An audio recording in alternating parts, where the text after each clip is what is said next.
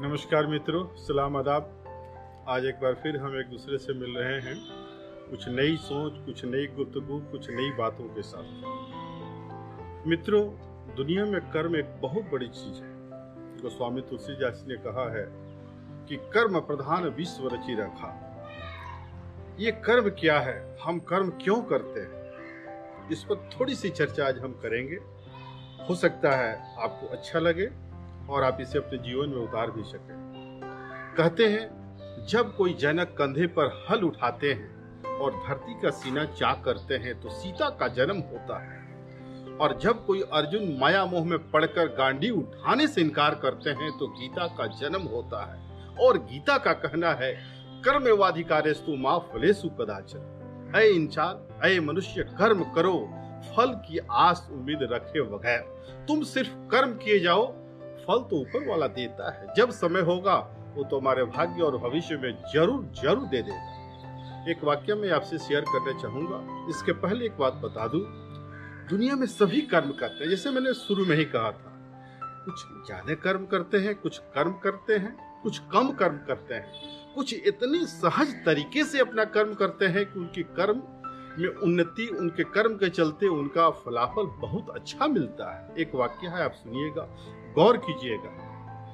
जंगल के किनारे लकड़हारों का एक गांव था।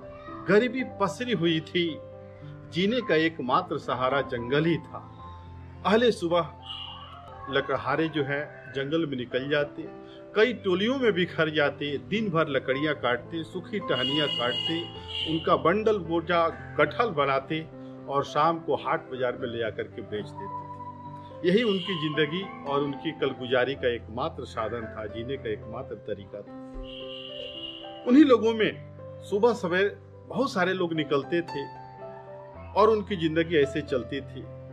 जिस दिन बारिश हो जाए उस दिन जिंदगी पस्त हो जाती थी, लकड़ी नहीं काट पाते थे, जिंदगी उस दिन मायूस हो जाती थी। शाम को जब हाट से लौटते थे तो कोई आमदनी हाथ में 4 पैसे नहीं होते थे, लेकिन अन्य दिनों में बहुत अच्छी आमदनी उनकी हो जाती थी। लेकिन इतनी भी आमदनी नहीं होती थी कि वो उनकी उन्नति बहुत ज्यादा हो जाए। लेकिन उन्हीं लोगों में एक ऐसा भी लकड़हारा था जिसकी आमदनी दिन प्रतिदिन बढ़ने लगी। ऐसा क्या हुआ, ऐसा कौन सा चमत्कार हो गया कि उसकी आमदनी बढ़ने लगी? और बढ़ते बढ़ते बढ़ते 2-4 साल के बाद उसने एक छोटा सा घर बना लिया, कुछ जानवर खरीद लिए, फरोख्त कर लिए। और जब सब कुछ स्थापित हो गया तो एक सज्जन ने अपनी कन्या को ब्याह कर दिया। समाज में शाख हो गई, पंचायत में प्रतिष्ठा हो गई, इलाके में इज्जत बढ़ गई। ऐसा क्या हुआ उसके साथ, जबकि वह भी अन्य लकड़हारों के साथ ही जंगल जाता था, सूखी टहनियां लकड़ियां काटता था, बंडल बनाता था और हाट बाजार में ले आकर बेचता था। बाकी लकड़हारों ने एक दिन मीटिंग किया, एक दिन सभा की और कहा कि भाई उसकी तरक्की का राज मालूम किया जाए।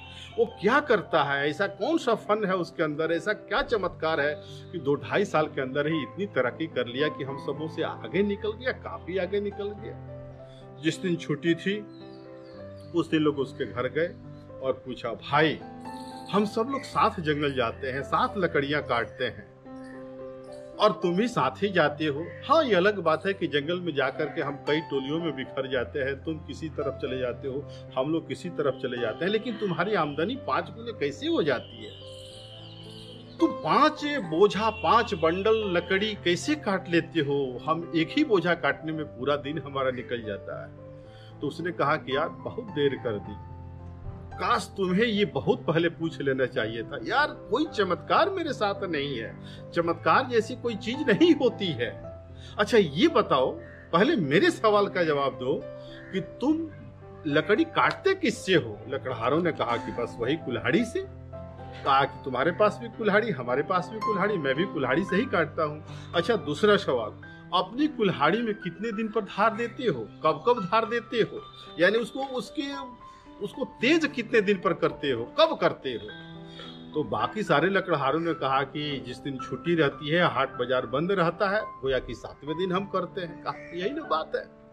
मैं जब भी जंगल के लिए निकलता हूँ अहले सुबह अपने घर पर रेती से तेज करने वाले यंत्र से, चाहे वो पत्थर हो, चाहे रेती हो, चाहे जो भी यंत्र हो, उससे अपनी कुल्हाड़ी में धार दे देता हूँ। और जब मेरी कुल्हाड़ी में धार हो जाता है, उसमें पैनापन आ जाता है, तीखापन आ जाता है, तेजापन आ जाता है, तो जंगल में पहुंच करके जिस टहनी को तुम लोग 5 बार में छप छप छप छप करके 5 बार में तुम लोग काटते हो, उसी टहनी को एक बार मेरी कुल्हाड़ी जाकर पड़ती है छप, और टहनी जो है साख से अलग नीचे गिर जाती है। नतीजा, पूरे दिन में मेहनत करके तुम एक बंडल, एक गट्ठर सूखी लकड़ियां काटते हो, और मैं 5 बोझा काट लेता हूँ। जब 5 बोझा हाट बाजार ले जाता हूँ तो मेरी आमदनी 5 गुना हो जाती है।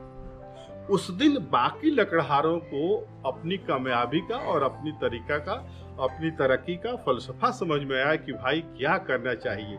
देखिए, उसने और कुछ नहीं किया, वह भी अहले सुबह साथ ही जाता था, साथ ही लौटता था।